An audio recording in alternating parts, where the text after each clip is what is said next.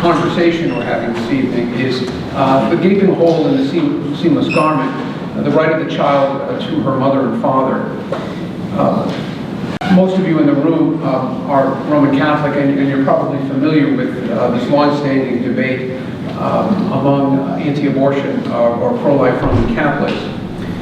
In 1983, Cardinal Bernardin of Chicago gave a talk at Fordham University called A Consistent Ethic of Life, an American Catholic Dialogue, in which he emphasized or contended that American Roman Catholics should not treat the abortion question as isolated from other questions of both the right to life of human beings and more generally of social justice.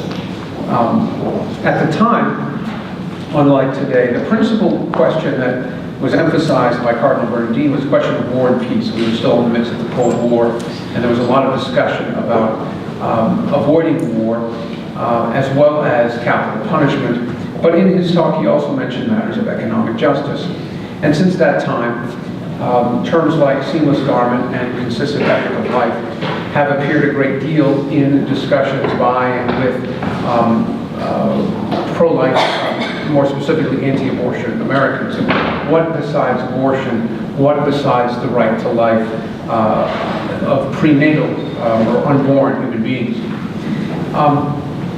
One of the things that has arguably been very absent from this discussion is what might appear to be the most obvious secondary derivative right after the right to life, and that is the right not only to stay alive in the womb of one's mother, but also to the arms and care of one's mother and father. That does not seem to have had a prominent place in the discussion between pro-life anti-abortion persons and those more say liberal Catholics who emphasize other questions in addition to anti-abortion politics. And the gaping hole, so to speak, as our guest speaker is going to discuss with me, was very much on display in the somewhat protracted, but now in retrospect rather short-lived debate over same-sex marriage and others. Is there some basic right of the human being to their mother and father? And we're going to discuss tonight that broad issue insofar as it touches on so many questions. Everything from no-fault divorce to surrogacy to gamete donation to adoption. Our guest speaker tonight is Katy Faust. Did I pronounce your name? I should have asked you. It's just like the classic guy who sold his soul to the devil. Yeah. Katy Faust is the founder of Them Before Us. It's really a fantastic website, and I recommend you go see it. The only organization solely devoted to defending children's rights to family structure. She did her undergraduate degree in political science, great major. Choose politics as a major. Be like Katy Faust. Political science and Asian studies, we don't have that here, sorry, but political science, at St. Olaf College, and then received a Fulbright scholarship to Taiwan. Her fluency in Mandarin assisted her when she worked with the largest Chinese adoption agency in the world. In 2012, Katy began writing about why marriage is a matter of social justice for kids, and her articles and her interviews have appeared in many, many places. She is the Washington State leader for the grassroots marriage movement called Canavox, and currently appears in a video series called Dear Katy, which offers advice on how to live sexual integrity in the midst of morally permissive cultures. She is married to a pastor and the mother of 4 children, the youngest of whom is adopted from China. Please join me in welcoming Ms. Katy Faust.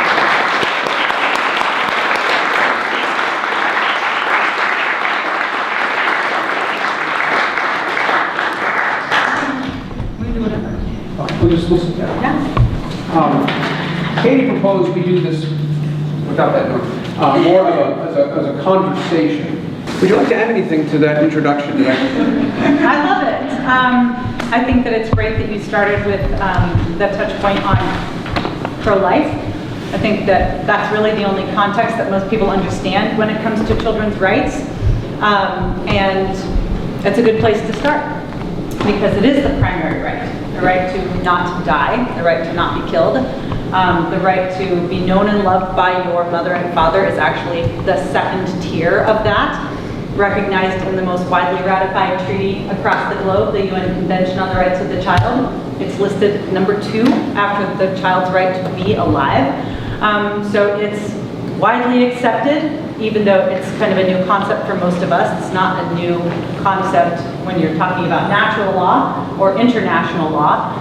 And I also think that moving forward, when you're tackling all of these questions about family structure, it is the most effective way to, the most effective lens to look through and the most effective way to fight a lot of the new manifestations of family that are being promoted. Because we've learned from the pro-life debate that when you focus on the child, when you humanize the child, you win.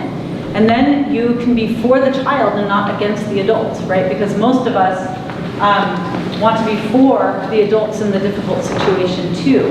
But we just say, you can't make a kid sacrifice just because you're going through some struggles. And that's the same approach you need to take related to marriage and family issues too. To start, first of all, this is not going to be a very adversarial conversation. The conversation will primarily, if I were just being honest, what I'm thinking is kind of like harumph. Harumph, you know. Yes, indeed. By the dog, Socrates. You know, like the Pledge of Republic. Yes. But let me pause too and say, I am happy to do this kind of dialogue conversation to give you guys a foundation of what we're going to be talking about. But I want to do lots of Q&A. And so I want you to bring your best questions, your hardest questions, the things that you have the hardest time knowing how to answer when you see it in culture or your friends are talking to you. I find the best way to do that is with Slido. So if you go to slido.com, it's going to ask you to enter a code. You don't need an app. The code is UD972, which is your area code, FYI, even if you didn't know that, it is. And then you can put in your hardest questions, you know, is it better for a child to be adopted by a gay couple or stay in an orphanage? What's the difference between adoption and reproductive technologies? You know, how can you be for one and not the other? I mean, give me the hardest questions that you've got. And then you can see the other questions that are in there, and you can upvote the ones that you think are the most interesting or the ones that you think are the most pressing, and we will answer them when we're done with the interview style stuff.